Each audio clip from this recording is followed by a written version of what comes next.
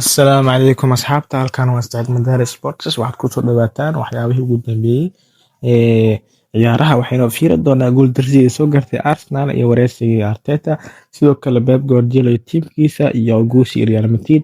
Ha iloobina subscribe saarto like dhehdo fiidiyowga waad mahadsan tahay. Haddii aan ku bilaabno guuldaradii Arsenal soo gaartay, waxay ahayd guuldaro aad u xun, iyadoo rikoorkii fiicnaa ay ku haysteen garoonka lagu magacaabo Wembley oo xalay ay soo gabagabaysay kooxda kubadda cagta ee Manchester City. Arteta oo la wareysanayay wuxuu yidhi, Mikel Arteta ayaa qirtay in guuldaradii finaalka Carabao Cup ee na gaarsiisay Manchester City ay ahayd mid aad u xanuun badan in la qaato, balse wuxuu go'aansaday inuu ka dhigo dhiirigelin nagu riixda inaan gaarno waxyaabo waaweyn xilli ciyaareedkan. Waxay ahayd guuldaradii afraad oo kaliya kulankeenii 50aad xilli ciyaareedka, ayuu yiri, kadib markii Nicky O'Reilly uu 2 gool ka dhaliyay koobkana uu siiyay Manchester City isla markaana naga hor istaagtay, ayuu yiri, inaan magaceena lagu qoro markii ugu horeysay tan iyo 1993. Si kastaba ha ahaatee, iyadoo aan weli si adag ugu tartamayno horyaalka Premier League markii ugu horeysay tan iyo kooxdii 2004, 22 sano ka hor, isla markaana aan ku jirno 8-dii ugu dambeysay ee Champions League iyo FA Cup.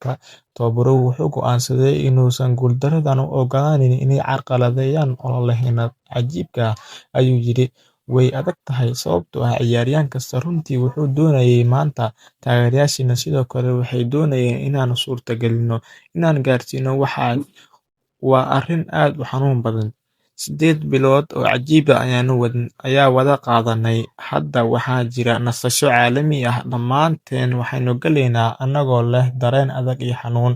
Waxaynu adeegsanaynaa taasi shidaal ahaan 2 bilood ee soo socota.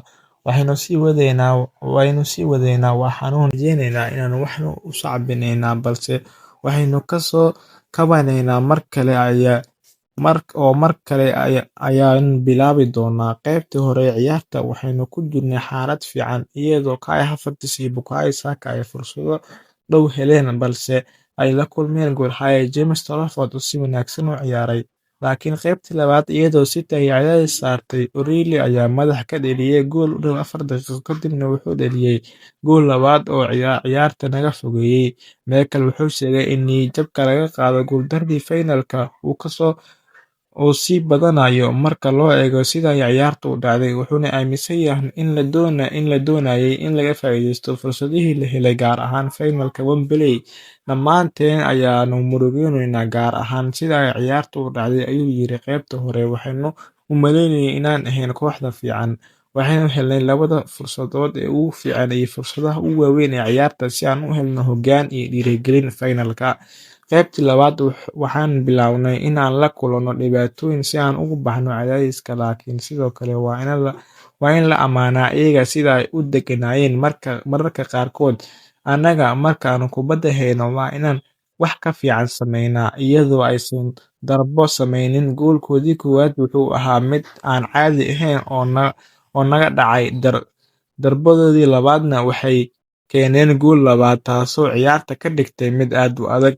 Waxaad heli kartaa dhiirigelin, laakiin haddii waxba aysan dhicin, dhiirigelintaas way isbedeli kartaa mar uun. Waxayna u badan tahay in ay dhacday waqtiga ugu xumaa. Mararka qaar waa inaad aqbashaa inaad kooxda kale ay ka fiicneyd waqtigaas, iyagoo ka faa'iideysteen, waana waxa ay tahay inaan sameyno haddii aad rabto inaad ku guuleysato koob, ayuu kusoo gabagabeeyay Arteta hadalkiisa.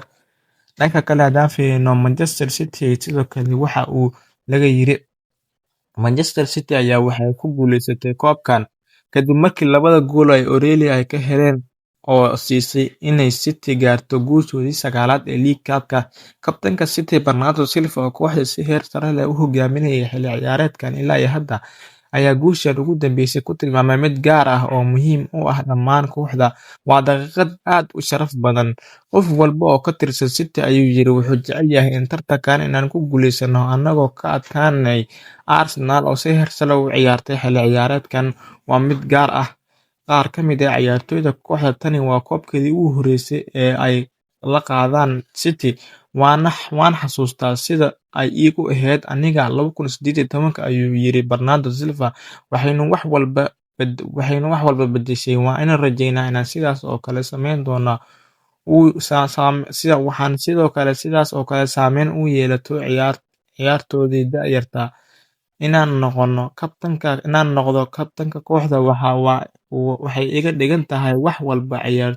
Ciyaartoydeennu waxay bixiyaan wax walba maalin kasta si ay u noqdaan kuwa ugu fiican ee ay u ciyaaraan kooxda iyo taageerayaasha. Sidaas darteed, waa in la wadaagno waqtiyo sidan oo kale ah. Taageerayaasheenu mar walba waxay ka yimaadaan Manchester City iyagoo u safra Wembley mar walba. Waa wax cajiib ah ay la kulmaan, ayuu yiri Bernardo Silva. Aad ayaanu ugu faanaynaa wiilasheena. Bernardo oo ka hadlaya guusha Carabao Cup sidoo kale wuxuu yiri waxaanu booqanay Wembley sanadihii la soo dhaafay. Markasta taageerayaasheenu wayna la joogeen, wayna taageerayeen, mana aanan samayn karin tan la'aantood. Diiraddeenu hadda waa inaan sii wadno dagaalka si aan u helno koobab kale ka hor dhammaadka xilli ciyaareedkan.